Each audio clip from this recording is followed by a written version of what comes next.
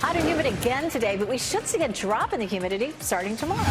I'm tracking a cold front that will make this weekend feel more comfortable. Drought persists. Today we'll get new information about the ongoing dry conditions. Why experts say the chances we'll get out of the drought anytime soon are zero.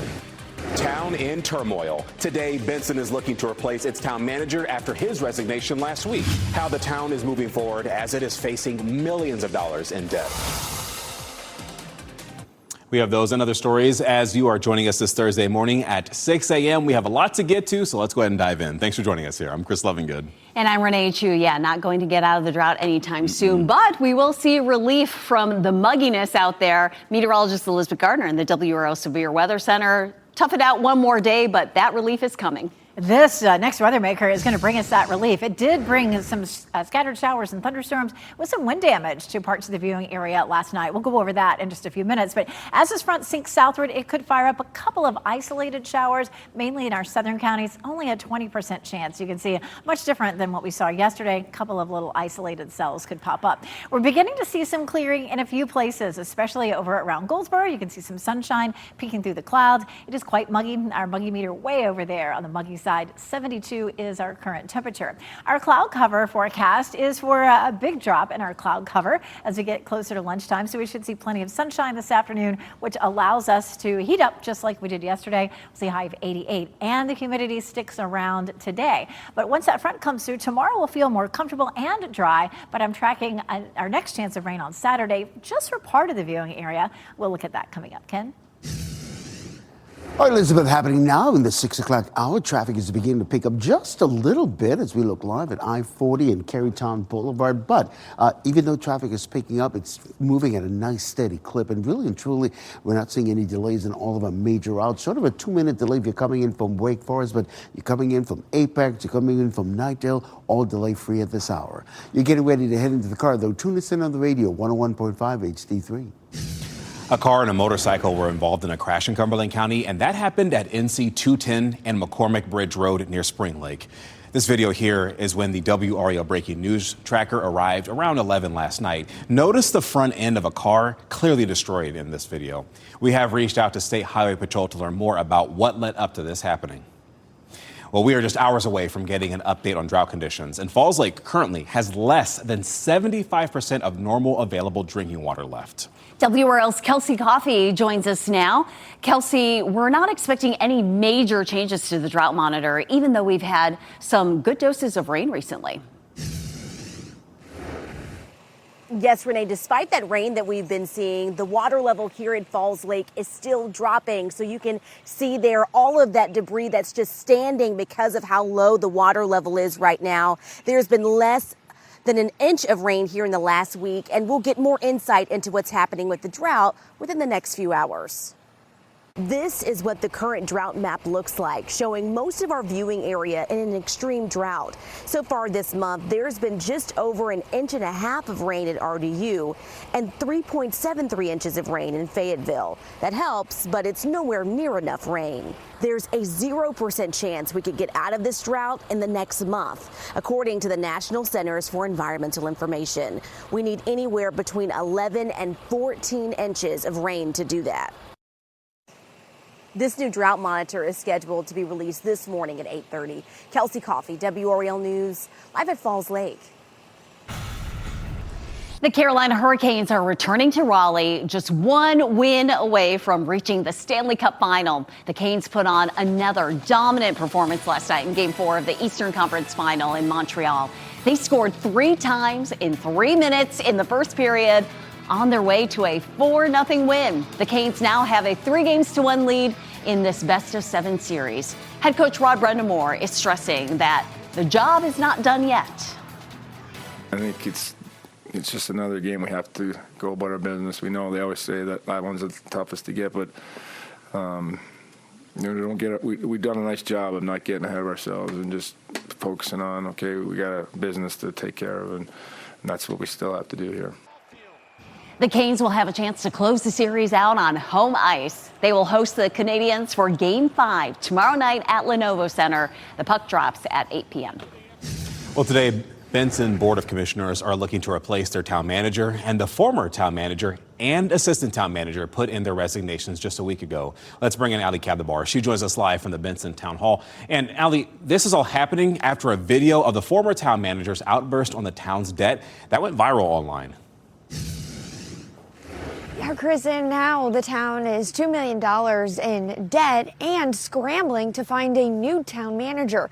Now, the mayor tells WRAL that the reason for the debt is years of overspending and an underperforming electric fund. Now, this is video from last week's heated commissioners meeting when Mayor Max Rayner read 2 resignation letters from its town manager, Dane Rideout, and its assistant town manager.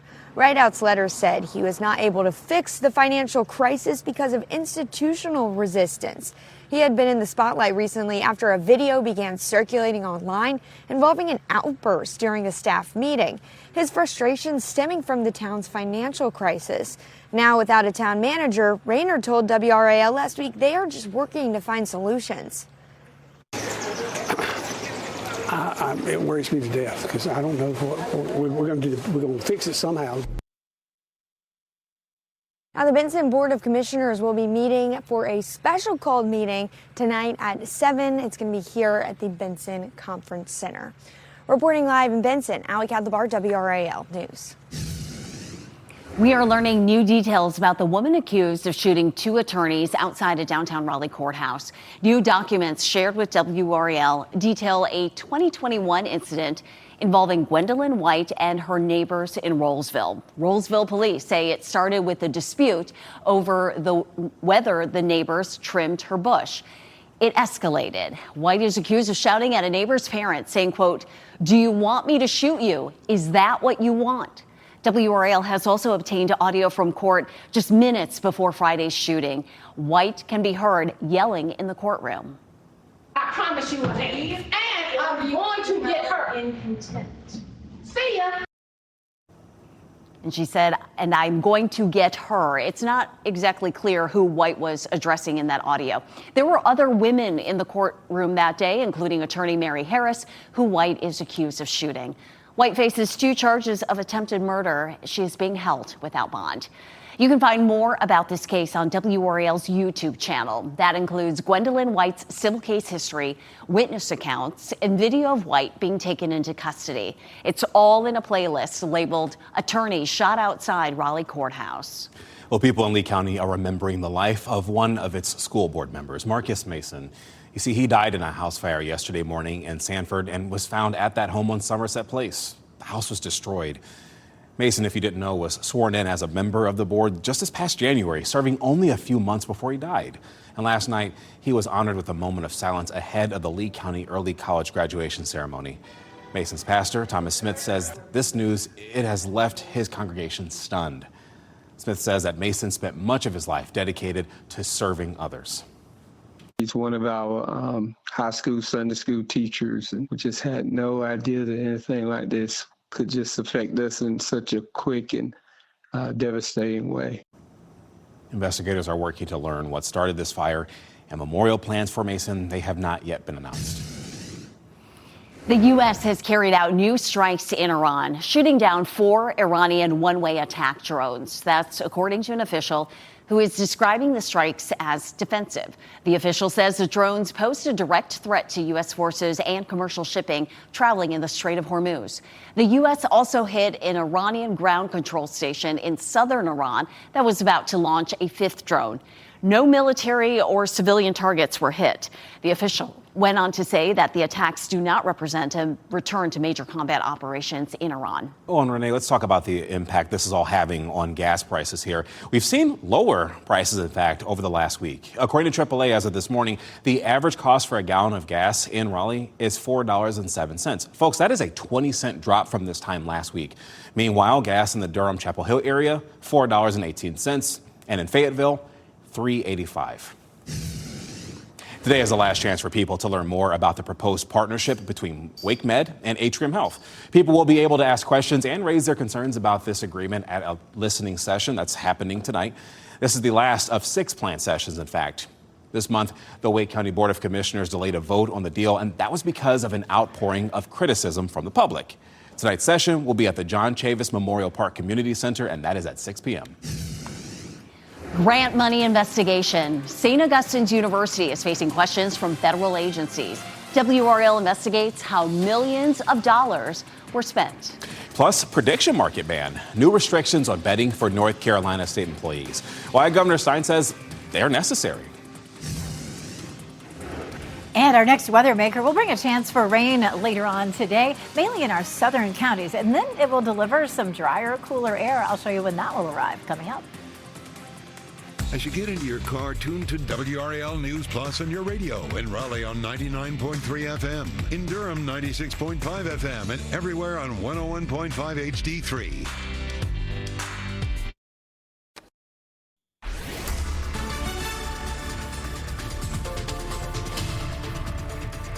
6:13, our next weather maker drops in on us and doesn't bring us much of a chance for rain. It's only a 20% chance and mainly in our southern counties. So this is not going to be a big rainmaker for us, but it is going to deliver a cooler, drier air mass. So a little bit of a break in humidity starting tomorrow. Look at this gorgeous sunrise in progress here in Pittsboro. We had a lot of cloud cover lingering this morning, but those clouds are starting to break up in places like Pittsboro where it looks so beautiful right now. 73 in Southern Pines, 72 in Durham, 73 in Goldsboro. So temperatures are in the low 70s, and it is sticky out there this morning. We climb into the mid 80s at lunchtime. So this morning is going to be your best bet for getting outside and doing any exercise. It's going to feel really steamy and hot this afternoon with a high of 88. But again, that changes tomorrow. I'll show you what we'll expect for the weekend coming up. Ken? Elizabeth, traffic and weather every 10 minutes, and the traffic is actually beginning to pick up on some of our major routes, including here on I-87 coming out of Nightdale this morning. These are the southbound lanes moving away from us, and as we stretch out the view of I-87 all the way back to Wendell Falls Parkway, we're not picking up any delays whatsoever, so you will get to your destination on time. Coming up, I'll look at some other major routes heading into the Raleigh-Wake County area.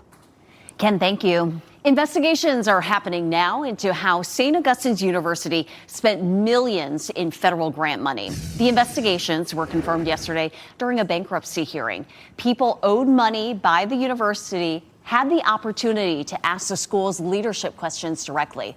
Many of those questions came from an attorney representing federal agencies, including the U.S. Department of Education and Department of Commerce.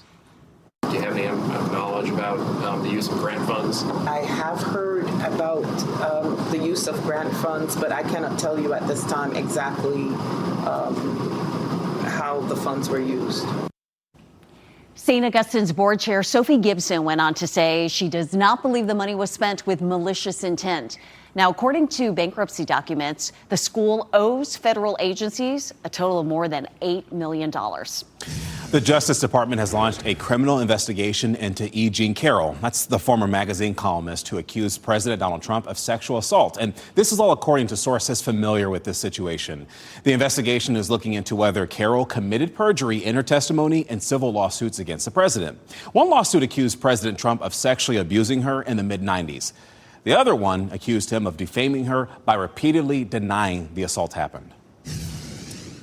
I'm Laura Levine here in the WRAL Live Center. The Australian government has announced today that it's launching an investigation and lawsuit against a U.S. company because of PFAS. The company is called 3M, and they said that they're doing this suit because of the contamination from firefighting foam supplied by the U.S. company. They're seeking more than $2 billion Australian dollars, or $1.43 billion in damages. The claim against the Minnesota-based chemicals maker and its local unit is the largest ever brought by Australia, reflecting the past and future environmental, economic, and cultural costs of the contamination, according to the government. The government, which used the firefighting foam at 28 defense bases across the country, alleged that 3M gave assurances that the substance was safe to dispose of, biodegradable, and non-toxic. But 3M withheld its own testing, showing significant adverse environmental effects associated with its use. Now, 3M said in a statement that it would defend itself against the claims in court. Governor Josh Stein has signed an executive order banning state employees from using information gathered at work to bet in prediction markets. Stein says he does not believe any state workers are making those kinds of bets, but he believes the public has a right to have an assurance in place. State law already bans state workers from using non-public information to advance their own financial interests. The governor says his order is an extension of that. North Carolina Attorney General Jeff Jackson is pushing for a crackdown on hidden fees charged by food delivery apps. Jackson is urging the FTC to require platforms to clearly show total costs and explain added fees before customers check out. He says surprise charges, that makes it harder for people to compare prices and know exactly what they're paying for. Right now, the waters off North Carolina's coast have a moderate risk for rip currents. Rip currents can quickly pull even experienced swimmers away from shore and into deeper water. Lifeguards say another concern is when people lose track of where they are in the water and end up going out too far. We also have a lot of sandbars. Now, sandbar can be very attractive to people because they can walk out to a sandbar and the water not be up very high. But they could step off the back edge of that sandbar and it could be a drop-off. And if you can't swim, you step off a drop-off. It's like jumping into a pool. Remember, if you're ever caught in a rip current, stay calm and swim parallel to the shore.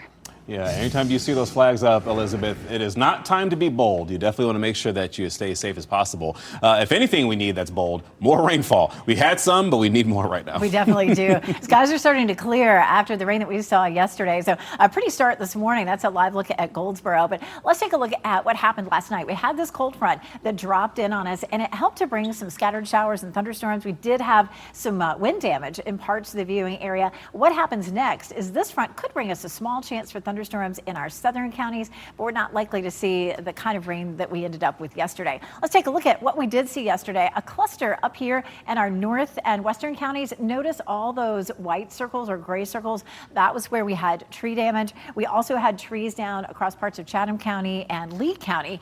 So those were the two areas where we had the severe storms overnight last night. Take a look at this. As a matter of fact, from Warrenton, from Warren County, that was one of the areas where we had a lot of trees down. Look at this video from Randall Elam. He sent it to us. If you have video or pictures to show us, don't forget to go to WRAL.com/report-it and send us those pictures. And so I hope Randall's not one of the ones that had some damage, but where that rain was coming down and the wind was pretty nasty. We're seeing some clearing happening right now. We're going to see partly cloudy skies for today, but notice late this afternoon, a small chance of showers. I mean, it's a tiny, tiny chance. So not much of a rainmaker today, but we will see cooler, drier air filtering in today, and we will feel it for Friday. Saturday, a small system creeps up into our viewing area, and that could bring us an isolated shower. This is Saturday.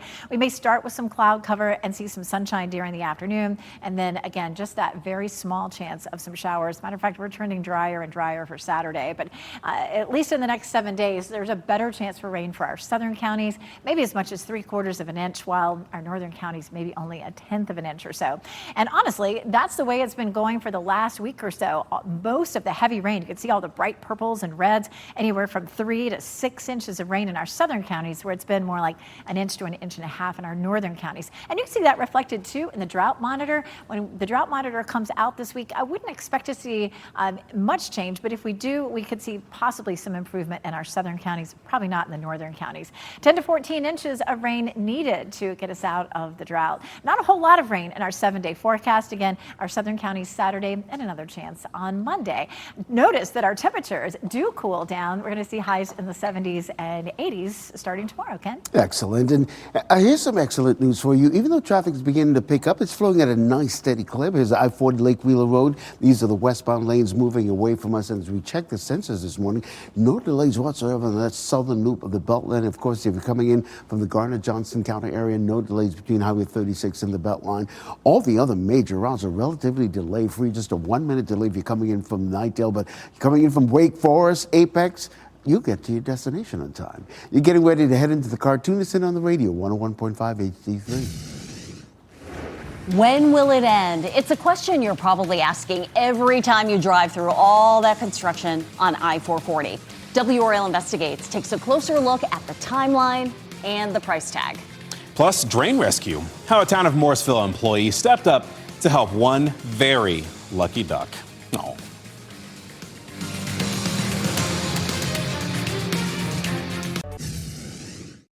All right, you got to look at this. There was a very special save that happened in Wake County. A stormwater engineer in Morrisville jumped into action to save this lost duckling. This happened outside the Morrisville Senior Center.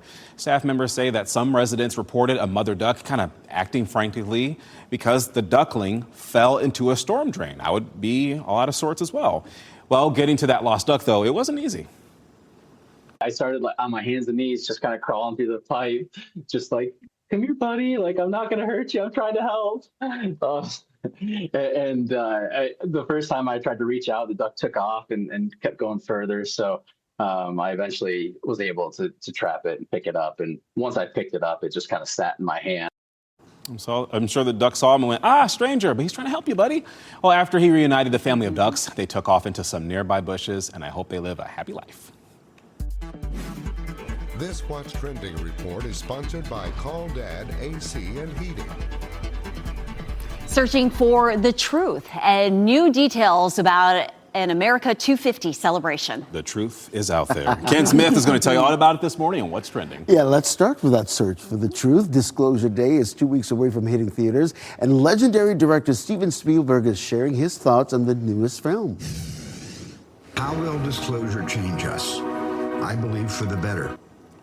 Spielberg narrates the final trailer for Disclosure Day. He calls himself a, quote, true believer in the existence of other beings out there in the universe. And he says the movie is about humanity confronting history's greatest event. The movie hits theaters on June 12th. I will not lie, I sometimes wonder, how would we handle breaking news of an actual, alien presence on Earth? And will we be here to be the ones to announce that, right? Interesting. Ooh, intriguing.